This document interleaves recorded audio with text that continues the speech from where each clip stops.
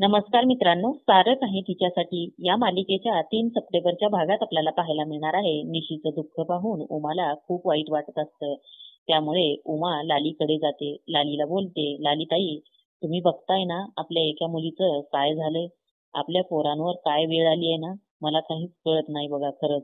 आपल्या निशी बरोबर असं का घडलं असेल? पण आपल्या बाकीच्या 2 मुलांबरोबर असं घडू नये इतकंच मला वाटतं. आणि लालीताई, ओवी आणि शिनूचं लग्न लावून टाका. आणि हे सगळं आता तुमच्याच हातात आहे. तुम्ही जर त्या दोघांचं लग्न लावून टाकलं तरच ते दोघी सुखी होतील.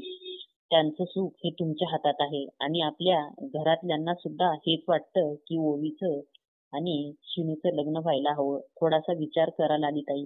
तेव्हा लाली बोलते, बरं ठीक आहे, तुम्ही सगळे म्हणताय ना, मग मी शिनूचं ओवी बरोबर लग्न लावून द्यायला तयार आहे. आता त्यांना काही वाटणार नाही, दोघे ही लग्न करतील.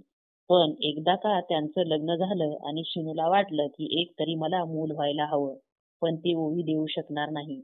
आणि या गोष्टीचा ओवीला किती त्रास होईल, तिला किती दुःख होईल. आपल्या जोडीदारांचं स्वप्न पूर्ण करू शकत नाही, त्याची इच्छा पूर्ण करू शकत नाही, ही खंत तिच्या मनात कायम सतत राहील. आपण आपल्या नवऱ्याला शिनूला मूल देऊ शकत नाही, या गोष्टीचं तिला किती वाईट वाटेल.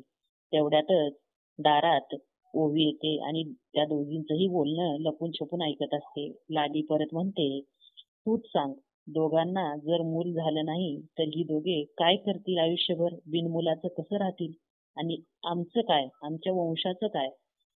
या गोष्टीचा मला विचार करायलाच पाहिजे. आणि हे सगळं ऐकून तर ओवी ओवीच्या मनाला ओवीचं मन फार दुखावलं जातं. इकडे मात्र उमाची बोलती बंद झालेली असते. तर येणाऱ्या भागात मित्रांनो, ओवी शिनू जवळ तिचं मन मोकळं करेल का? तर शिनू तिला काय उत्तर देईल ते बघणं रंजक ठरणार आहे मित्रांनो. व्हिडिओ बघितल्याबद्दल धन्यवाद.